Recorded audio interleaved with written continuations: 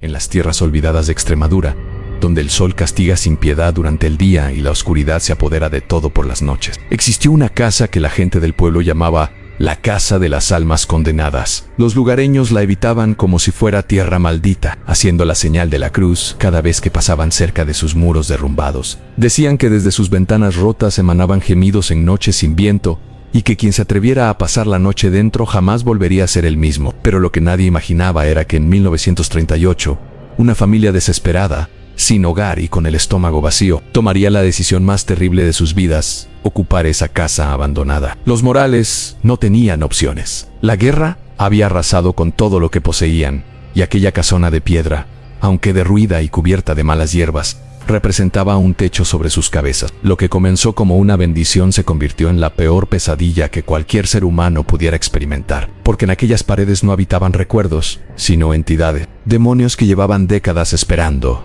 hambrientos, ansiosos por volver a sentir carne humana entre sus garras invisible. Y encontraron en Carmen Morales, la madre de familia, el recipiente perfecto para manifestarse. Vieron cómo su piel se tornaba grisácea y sus ojos se hundían hasta parecer cuencas vacías. Escucharon cómo su voz dulce se transformaba en un gruñido gutural que lava la sangre. Presenciaron horrorizados cuando ella, en plena posesión, devoró al gato de la familia con una ferocidad animal, arrancando carne con los dientes mientras sus hijos gritaban aterrorizados. Esta es la historia verídica de la familia Morales y del exorcismo que nunca debió realizarse. Antes de continuar con esta historia que hará que cada rincón oscuro de tu casa parezca habitado por algo siniestro, necesito pedirte algo. Si historias como esta te mantienen despierto por las noches, si sientes esa adicción por lo paranormal y lo inexplicable, suscríbete a este canal ahora mismo. Activa la campanita de notificaciones porque cada semana traigo casos reales de terror que te harán cuestionar todo lo que creías saber sobre nuestro mundo. Déjame en los comentarios donde nos estás viendo. Escribe tu país y tu ciudad.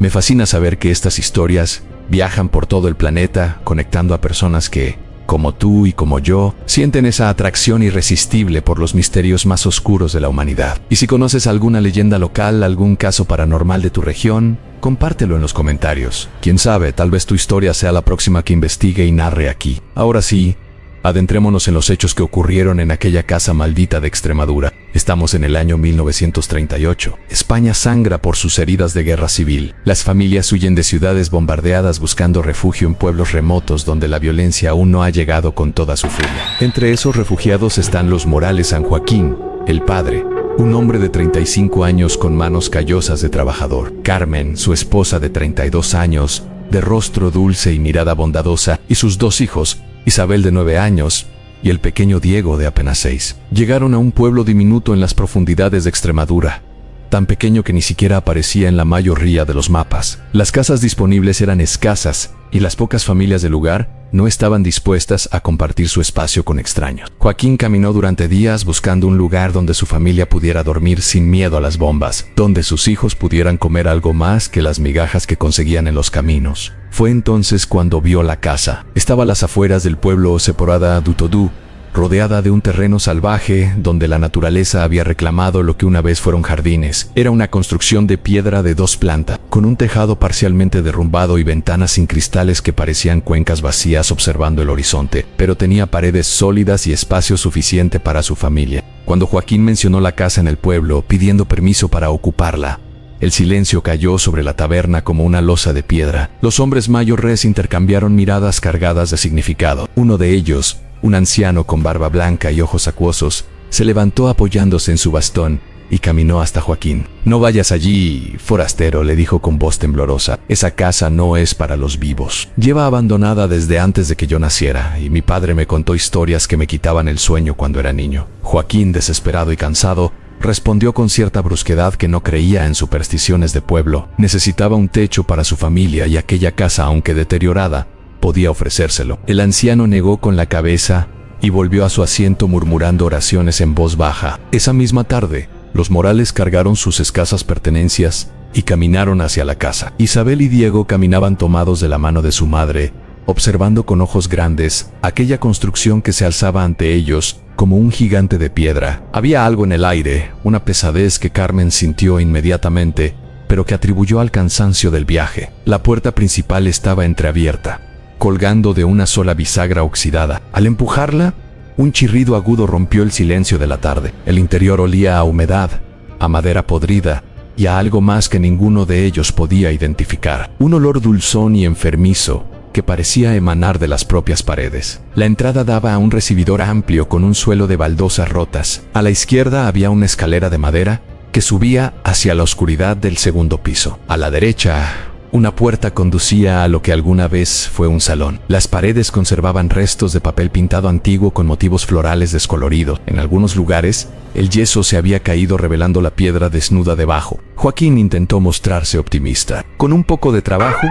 esto será un hogar, dijo forzando una sonrisa. Tenemos techo y espacio. Mañana comenzaré a reparar las ventanas y a limpiar. Carmen asintió, pero su instinto maternal le gritaba que huyera.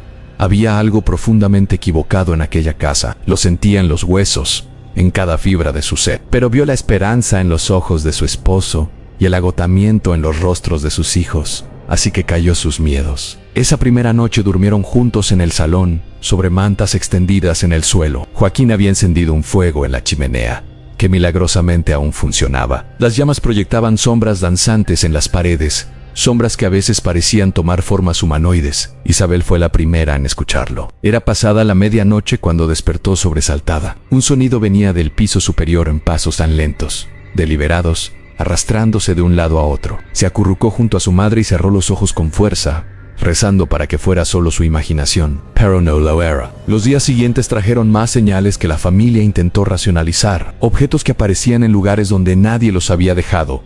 La sensación constante de ser observados. Las manchas húmedas en las paredes que formaban patrones perturbadores, casi como rostros contorsionados en agonía. Diego comenzó a tener pesadillas terribles, despertando gritando sobre el hombre oscuro que lo miraba desde el rincón de la habitación. Carmen empezó a sentir los primeros cambios, dolores de cabeza intensos que la hacían caer de rodillas, momentos de confusión donde no recordaba dónde estaba o qué había estado haciendo. Joaquín los atribuía al estrés y la malnutrición, insistiendo en que mejoraría cuando consiguiera trabajo y pudieran comer mejor. Pero en su interior, Carmen sabía que algo estaba terriblemente mal. Comenzó a escuchar susurros en un idioma que no comprendía, voces múltiples que se superponían unas a otras, algunas suplicantes, otras burlándose, otras llenas de una rabia primitiva que la hacía temblar. Las escuchaba principalmente por las noches, cuando la oscuridad se apoderaba de la casa y el único sonido era la respiración de su familia dormida. Una tarde, mientras limpiaba el segundo piso, Carmen encontró una puerta oculta detrás de un armario desvencijado. La puerta estaba sellada con cadenas oxidadas y un candado antiguo. En la madera, grabados con lo que parecía ser una navaja,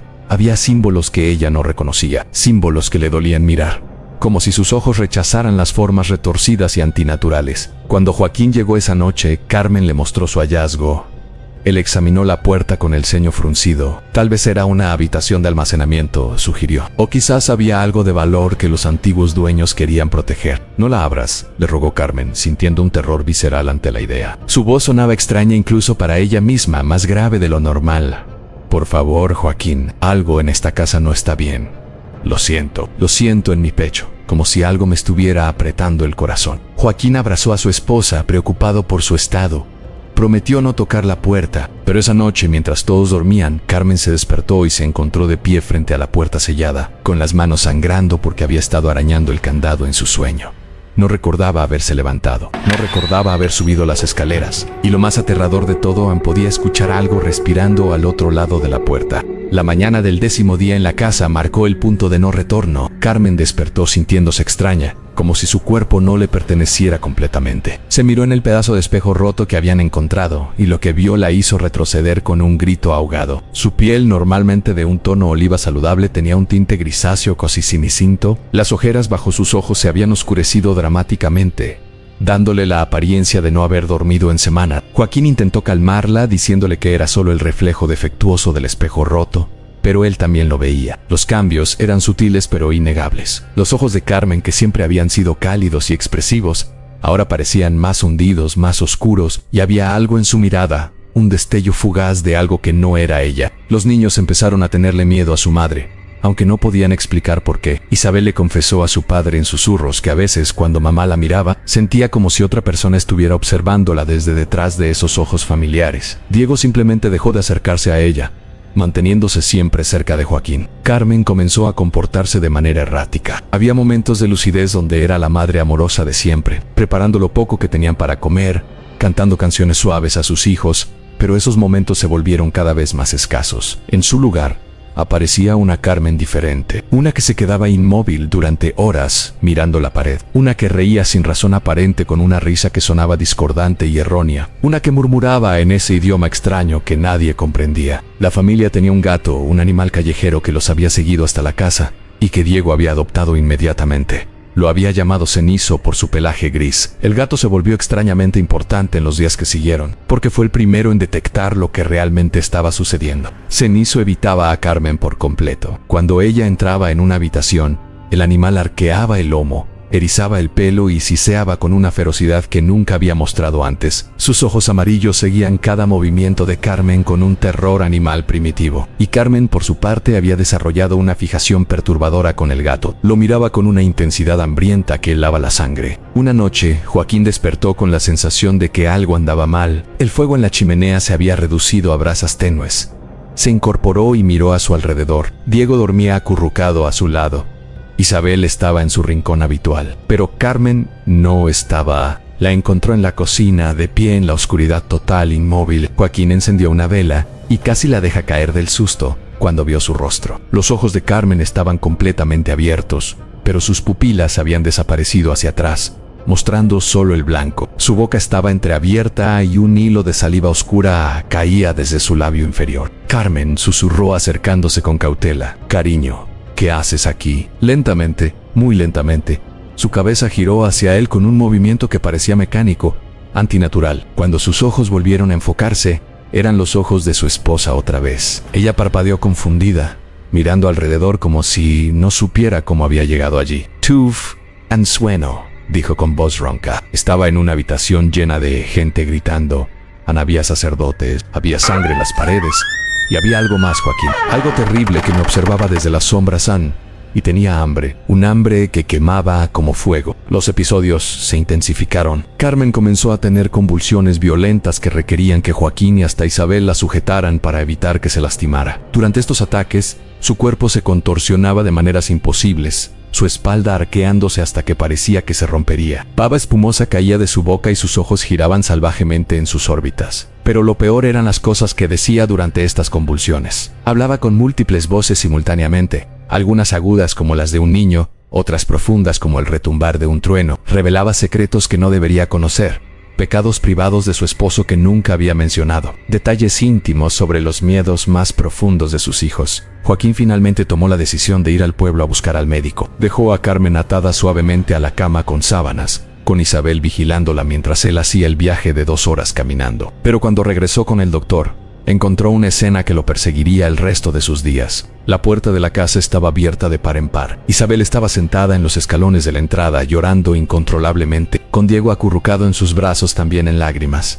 El médico entró primero, seguido por Joaquín. El olor los golpeó inmediatamente, un hedor a carne podrida y algo peor, algo que el doctor describió más tarde como el olor de la maldad pura. Encontraron a Carmen en el salón. Había logrado liberarse de sus ataduras. Estaba agachada en el suelo en una postura que ningún ser humano debería poder mantener, con las piernas dobladas hacia atrás y la cabeza girada en un ángulo enfermizo. Y entre sus manos, ensangrentadas y con las uñas rotas, sostenía los restos destrozados de Cenizo. El gato había sido literalmente despedazado, pero lo verdaderamente horroroso era que Carmen lo había estado comiendo. Su boca y barbilla estaban cubiertas de sangre y pelo. Fragmentos de carne y hueso estaban esparcidos alrededor de ella. Cuando levantó la vista hacia Joaquín y el médico, sus labios se curvaron en una sonrisa que no pertenecía a ningún ser humano. «Bienvenidos», dijo con una voz que era un coro de gritos distorsionados.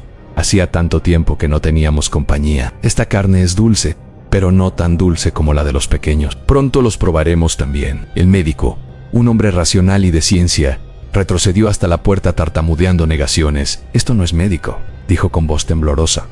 «Esto es imposible. Esto no es real, pero era real, horriblemente, innegablemente real». Y todos en aquella casa lo sabían. El doctor huyó del pueblo esa misma noche, negándose a hablar de lo que había visto. Joaquín se quedó solo con sus hijos aterrorizados y su esposa poseída. Logró encerrar a Carmen en la habitación del segundo piso, bloqueando la puerta con muebles pesados. Pero durante toda la noche pudieron escucharla allí dentro. A veces reía a veces lloraba con la voz de Carmen, a veces gruñía como un animal salvaje, y a veces hablaba en ese idioma antiguo y terrible que hacía que el aire mismo vibrara con maldad. Joaquín sabía que no podía manejar esto solo. La mañana siguiente, dejó a sus hijos con una familia del pueblo que accedió a cuidarlos temporalmente, aunque con evidente reticencia cuando Joaquín mencionó de dónde venían. Luego comenzó su búsqueda de ayuda. Visitó primero la iglesia del pueblo. El joven párroco, un hombre de no más de 30 años, lo escuchó con creciente palidez. Cuando Joaquín terminó su relato, el sacerdote negó con la cabeza. No puedo ayudarle, dijo con voz temblorosa. No tengo experiencia en estos asuntos. Y la iglesia tiene protocolos estrictos para casos de posible posesión. Necesitaría permiso del obispado, investigaciones, testimonios. Eso podría llevar meses. No tengo meses, gritó Joaquín golpeando el confesionario con frustración. Mi esposa está perdiendo su humanidad cada hora que pasa. Esta mañana intentó roer su propia muñeca para liberarse de las ataduras. Me dijo cosas. Padre, me dijo dónde estaba enterrado el cadáver de un niño que desapareció hace 20 años. Me dijo secretos que nadie vivo podría saber. Esto no es enfermedad, esto es algo más. El joven sacerdote le sugirió que fuera al manicomio provincial, que tal vez los doctores allí podrían sedar a Carmen y mantenerla estable. Pero ambos sabían que eso no era una solución. Los manicomios de la época eran poco más que prisiones donde los enfermos mentales eran encadenados y olvidados. Desesperado, Joaquín comenzó a preguntar en el pueblo por alguien que conociera la historia de la casa. Los lugareños se mostraban evasivos, apartando la mirada cuando mencionaba el tema. Pero finalmente, una anciana se apiadó de él con voz apenas audible. Le habló de Padre Tomás. Si alguien puede ayudarle, es él, dijo la mujer, pero está retirado hace más de una década. Vive solo en una ermita al otro lado del valle. Dicen que lo que vio en aquella casa le destruyó el alma. Nunca volvió a ser el mismo. Joaquín caminó durante horas por terrenos escarpados hasta encontrar la ermita. Era una construcción de piedra diminuta, apenas más grande que un cobertizo, situada en lo alto de una colina desde donde se podía ver todo el valle. Llamó a la puerta de madera con los nudillos. «Vete», respondió una voz cascada desde el interior. «No recibo visitas, San Padre Tomás. Mi nombre es Joaquín Morales. Mi familia está viviendo en la casa abandonada a las afueras del pueblo. Mi esposa está poseída. Por favor, necesito su ayuda». Hubo un largo silencio. Luego el sonido de algo arrastrándose y finalmente la puerta se abrió. El hombre que apareció era un espectro viviente. Padre Tomás debía tener más de 70 años.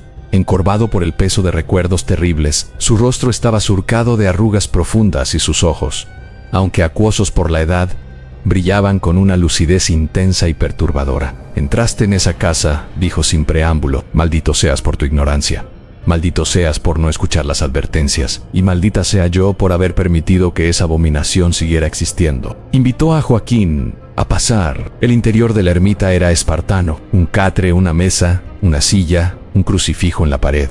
Pero lo que llamó la atención de Joaquín fueron los papeles. Miles de hojas cubrían una pared entera, llenas de escritura apretada, dibujos de símbolos, diagramas, oraciones en latín. Era la obsesión de una mente que nunca había encontrado paz. Padre Tomás le sirvió agua y se sentó con un suspiro cansado. Luego comenzó a contar una historia que haría que todo cobrara sentido de la manera más aterradora posible. Esa casa fue construida en 1682 por un sacerdote llamado Padre Sebastián Ojeda, comenzó. Pero Ojeda no era un hombre de Dios. Era un hombre obsesionado con el poder sobre lo demoníaco. Creía que podía controlar a los demonios, que podía usarlos para cumplir la voluntad de la iglesia. Realizaba exorcismos en secreto, sin permiso del Vaticano, sin seguir los rituales sagrados apropiados. El anciano sacerdote se levantó con dificultad y señaló uno de los papeles en la pared. Era un diagrama de la casa con anotaciones. Ojeda realizó más de 50 exorcismos en esa casa a lo largo de 30 años. Traía a los poseídos desde toda España, prometiendo curarlos, pero sus métodos eran heréticos, bárbaros. Torturaba a los poseídos, los encadenaba en esa habitación del segundo piso, que seguramente encontraste sellada. Creía que el dolor físico debilitaba a los demonios, pero lo que realmente hacía era enfurecer a las entidades y hacer que se aferraran con más fuerza a sus víctimas. 37 personas murieron en aquella casa, continuó Padre Tomás con voz temblorosa. Murieron durante los exorcismos, y cuando morían, Ojeda simplemente los enterraba en el terreno circundante y traía más víctimas. Pero lo peor fue el último exorcismo, el que lo arruinó todo. El viejo sacerdote cerró los ojos, como si el recuerdo le causara dolor físico. En 1712, Ojeda intentó exorcizar a 7 personas simultáneamente. Creía que había encontrado una manera de expulsar demonios en masa, pero lo que hizo fue abrir un portal. Las entidades no fueron expulsadas, se multiplicaron. Y cuando Ojeda se dio cuenta de su error, ya era demasiado tarde. Los demonios lo poseyeron a él también. Lo encontraron 3 días después. Había matado a los 7 poseídos con sus propias manos. Luego se había quitado la vida arrojándose desde la ventana del 2.º piso. Pero antes de morir selló la habitación donde realizaba los exorcismos. La selló porque sabía que allí dentro había quedado atrapado algo terrible. Una congregación de demonios que esperaban una nueva oportunidad de manifestarse en nuestro mundo. Joaquín escuchaba horrorizado todo en Cajiba. Los susurros en las voces múltiples. La sensación de que múltiples presencias habitaban la casa. La iglesia quiso quemar la casa, continuó Padre Tomás, pero el obispo de la época decidió que era mejor sellarla y prohibir que nadie entrara. Colocaron guardias, mantuvieron alejados a los curiosos, pero con el paso de los años, la gente olvidó. Los guardias dejaron de venir y la casa quedó abandonada, pero nunca vacía. El anciano miró directamente a Joaquín con ojos que habían visto horrores inimaginables. Yo entré en esa casa hace 20 años. Era un sacerdote joven y arrogante. Pensé que podría limpiarla, bendecirla, pero las cosas que vi allí dentro, las voces que escuché, los rostros que aparecieron en las sombras, ¡uy! Como un cobarde. Y desde entonces he vivido aquí, aislado, intentando encontrar en estos textos antiguos una manera de cerrar lo que Ojeda abrió. Joaquín se arrodilló ante el anciano. Por favor, padre, mi esposa va a morir, o algo peor, ya no es ella misma. Tiene que ayudarme. Padre Tomás permaneció en silencio durante largo rato. Finalmente asintió. Haré una cosa por ti. Iré a esa casa e intentaré realizar un exorcismo. Pero debes saber que probablemente moriremos ambos en el intento. Y tu esposa, aunque expulsemos a los demonios, puede que nunca sea la misma. La posesión deja cicatrices en el alma que ninguna oración puede sanar. Padre Tomás pasó 2 días preparándose. Reunió objetos sagrados de su ermita, un crucifijo de plata que había pertenecido a su abuelo, agua bendita que había estado guardando durante años, textos de exorcismo en latín que había copiado a mano de manuscritos antiguos. También preparó algo más inquietante, una mezcla de sal, aceite sagrado y cenizas que dijo que debían esparcir formando un círculo alrededor de Carmen durante el ritual. Joaquín pasó esos mismos días con sus hijos, abrazándolos, diciéndoles cuánto los amaba, intentando no pensar en la posibilidad de que no volviera a verlos. Les mintió diciendo que mamá estaba enferma, pero que pronto se pondría bien. Isabel, con la sabiduría prematura que da el trauma, lo miró con ojos que decían que sabía que no era verdad. La tarde del 3.er día, Joaquín y Padre Tomás caminaron hacia la casa. El cielo estaba cubierto de nubes grises que amenazaban tormenta. El viento había aumentado, arrastrando hojas secas y polvo en pequeños torbellinos. Cuando la casa apareció ante ellos, Joaquín sintió el peso familiar de la maldad que emanaba del lugar. Pero ahora, sabiendo su historia, ese peso era casi insoportable. Padre Tomás se detuvo a 50 metros de la entrada. Sus manos temblaban mientras sacaba su crucifijo y lo sostenía frente a él. Señor, dame fuerza, murmuró. Dame el valor que me faltó hace tantos años. Entraron lentamente. La casa estaba más oscura de lo que Joaquín recordaba, como si la luz del día no quisiera penetrar más allá del umbral. El olor a putrefacción se había intensificado. Había nuevas manchas en las paredes, manchas que parecían moverse y respirar cuando uno no las miraba directamente. Subieron las escaleras. Cada escalón crujía con un sonido que parecía un gemido de agonía. Padre Tomás murmuraba oraciones continuas en latín, su voz apenas audible sobre el viento que de alguna manera soplaba dentro de la casa cerrada. La puerta de la habitación donde estaba Carmen seguía bloqueada con los muebles que Joaquín había apilado. Pero algo había cambiado. La madera de la puerta estaba marcada con arañazos profundos, como si garras hubieran intentado atravesarla desde dentro, y había silencio. Un silencio absoluto y antinatural que era peor que cualquier sonido. Joaquín comenzó a apartar los muebles. Cuando quitó la última silla, la puerta se abrió lentamente hacia adentro, aunque nadie la había empujado. La habitación al otro lado estaba sumida en una oscuridad total a pesar de que era apenas media tarde. «Carmen», llamó Joaquín con voz temblorosa. «Carmen, somos nosotros. Hemos venido a ayudarte». Algo se movió en la oscuridad. Primero fueron solo sonidos, el arrastre de pies descalzos sobre madera, una respiración pesada y húmeda, luego una risa. No la risa de Carmen, sino múltiples risas superpuestas, algunas agudas como las de niños, otras graves y retumbantes como el gruñido de bestias. Padre Tomás encendió una vela con manos temblorosas. La luz amarillenta reveló la habitación y lo que había en ella. Joaquín tuvo que contenerse para no gritar. Carmen estaba colgada del techo. No había cuerdas ni cadenas. Simplemente flotaba a medio metro del suelo, con los brazos extendidos y la cabeza colgando hacia atrás en un ángulo imposible. Su piel ya no era grisácea, sino casi negra en algunas partes, como si estuviera necrosándose. Sus ojos estaban completamente blancos, sin pupilas ni iris, su boca estaba abierta de una manera que ninguna mandíbula humana debería poder lograr, revelando dientes que parecían haberse afilado. Pero lo peor era su estómago. Estaba hinchado grotescamente, moviéndose como si algo dentro intentara salir. Y mientras miraban horrorizados, la piel del abdomen se estiró y apareció una forma. Una mano pequeña presionando desde dentro, con dedos demasiado largos y articulaciones que se doblaban en direcciones erróneas. «Bienvenido, Tomás», dijo Carmen con una voz que era un coro de agonías. «Sabíamos que volverías. Lo hemos estado esperando. Y esta vez no huirás. Esta vez te quedarás con nosotros para siempre». Padre Tomás dio un paso adelante, levantando su crucifijo. «En el nombre de Jesucristo, ordeno a los espíritus inmundos que abandonen a esta mujer». La respuesta fue instantánea y violenta. Carmen, o la cosa que la habitaba, chilló con una intensidad que hizo añicos el cristal ya roto de la ventana. Su cuerpo comenzó a convulsionar en el aire, girando y retorciéndose. Las paredes comenzaron a sangrar. Literalmente, sangrar. Líquido oscuro y espeso comenzó a emanar de las grietas en el yeso. «¡Rápido el círculo!», gritó Padre Tomás. Joaquín sacó la bolsa con la mezcla de sal y cenizas. Con manos temblorosas dibujó un círculo en el suelo debajo de donde flotaba Carmen. En el momento en que completó el círculo, Carmen cayó al suelo dentro de él, con un golpe que hizo temblar toda la habitación. Comenzó entonces el verdadero exorcismo. Padre Tomás leyó de sus textos antiguos, su voz ganando fuerza a medida que las oraciones en latín llenaban la habitación. Joaquín sostenía el agua bendita, echándola sobre Carmen cada vez que el sacerdote se lo indicaba. Carmen se retorcía en el suelo como una serpiente, su espalda arqueándose hasta que podían escuchar sus vértebras crujir. Vomitaba una sustancia negra y viscosa que humeaba al tocar el suelo. Sus ojos rodaban salvajemente y su lengua, ahora bífida como la de una serpiente, se movía obscenamente mientras escupía palabras en docenas de idiomas. «Te conozco, Tomás», dijo, con la voz de un niño pequeño. «Veo tu pecado, veo lo que le hiciste a esa niña en el seminario. Veo cómo la tocaste. Veo cómo después rezaste pidiendo perdón,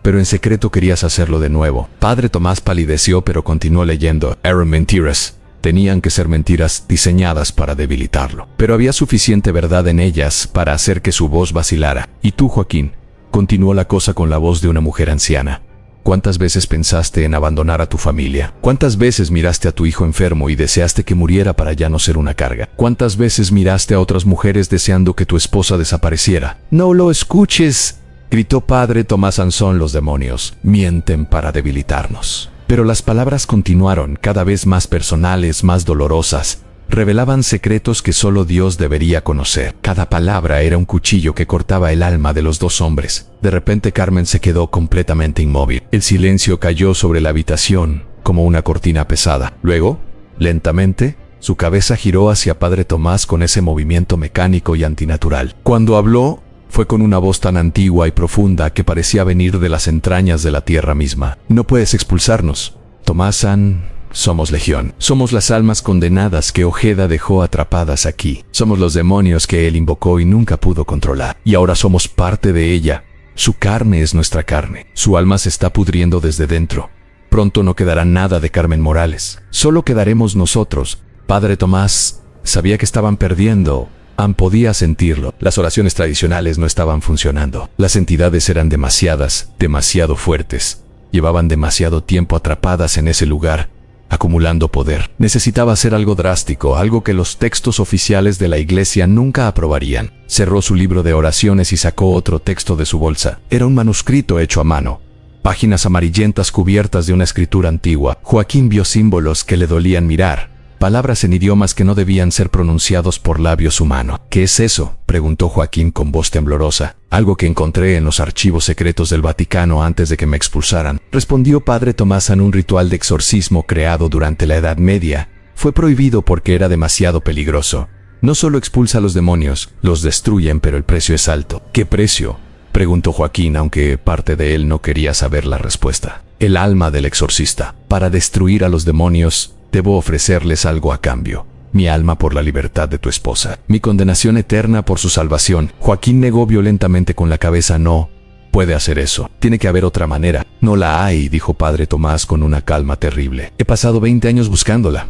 Esta es la única forma. Y lo haré porque yo fui cobarde una vez. Huí de esta casa cuando debí haberme quedado. Esta es mi penitencia. Antes de que Joaquín pudiera protestar más, Padre Tomás comenzó a leer del manuscrito antiguo. Las palabras que salieron de su boca hicieron que el aire mismo vibrara. No era latín ni ningún idioma que Joaquín conociera. Eran palabras de poder, palabras que quemaban al ser pronunciadas. La reacción fue inmediata y cataclísmica. Carmen empezó a convulsionar con tal violencia que su cuerpo se elevó del suelo dentro del círculo. Su boca se abrió imposiblemente y de ella emergió un grito que era la suma de 1000 almas en agonía. Las paredes de la casa comenzaron a agrietarse. El suelo tembló como durante un terremoto. De la boca de Carmen comenzaron a salir cosas. No eran palabras, eran formas semitransparentes, como humo negro que tomaba brevemente formas humanoides antes de disiparse. Docenas de ellas, cada una gritando, resistiéndose, luchando por permanecer. Padre Tomás continuó leyendo, su voz elevándose sobre el caos. Sangre comenzó a brotar de sus ojos, sus oídos, su nariz. El precio estaba cobrándose.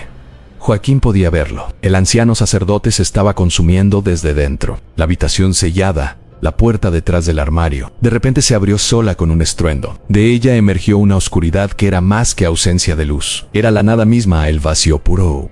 Y de esa oscuridad salieron más formas, las almas condenadas de todos los que habían muerto en aquella casa durante los exorcismos de Ojeda. 37 sombras que se arrastraban hacia el círculo. Padre Tomás leyó la última línea del ritual. En el momento en que las palabras dejaron sus labios, algo cambió fundamentalmente en la realidad de aquella habitación. Las sombras se detuvieron. Las formas que salían de Carmen fueron succionadas de vuelta. Y luego, con un sonido como el de 1000 cristales rompiéndose simultáneamente, todas las entidades fueron arrancadas. Carmen cayó al suelo inconsciente. Su cuerpo había vuelto a su aspecto normal. Su piel ya no era grisácea. Su estómago ya no estaba grotescamente hinchado.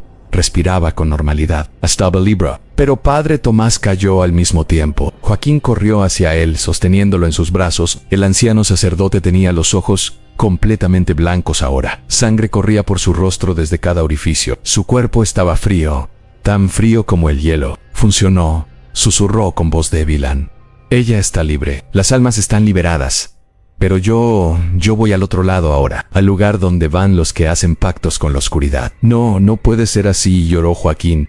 Se sacrificó para salvarla. Dios tiene que perdonarlo. Padre Tomás sonrió débilmente. Dios no perdona a los que usan el poder del enemigo, aunque sea con buenas intenciones. Lo supe desde el momento en que decidí usar este ritual, pero era el precio justo por mi cobardía pasada. Murió en los brazos de Joaquín con esa sonrisa triste en los labios. Su último aliento fue una oración, no pidiendo salvación para sí mismo, sino bendición para la familia Morales. Carmen despertó horas después sin recordar nada de las últimas 2 semanas. Para ella había sido como un sueño terrible del que no podía despertar. Recordaba fragmentos en la oscuridad en voces. Una sensación de estar atrapada dentro de su propio cuerpo, mientras algo más lo controlaba. Pero los detalles específicos se habían borrado, como si su mente los hubiera sellado para proteger su cordura. Joaquín le contó todo. Lloró mientras lo hacía, por el horror que habían vivido, por la pérdida de Padre Tomás, por el trauma que sus hijos habían sufrido. Carmen lloró con él, no solo por lo que había perdido, sino por lo que nunca recordaría completamente. Abandonaron la casa esa misma noche. Joaquín prendió fuego a la construcción mientras se alejaban. Observaron desde la distancia cómo las llamas consumían la madera antigua, cómo el tejado se derrumbaba, cómo las paredes finalmente cedían. Quería asegurarse de que nunca más nadie pudiera entrar allí. Pero incluso mientras la casa ardía, Joaquín habría jurado que escuchó voces en las llamas, en susurros, en risas, en como si algo de aquella maldad sobreviviera al fuego mismo. La familia Morales dejó Extremadura y nunca volvió. Se mudaron al norte, a una ciudad costera donde nadie conocía su historia.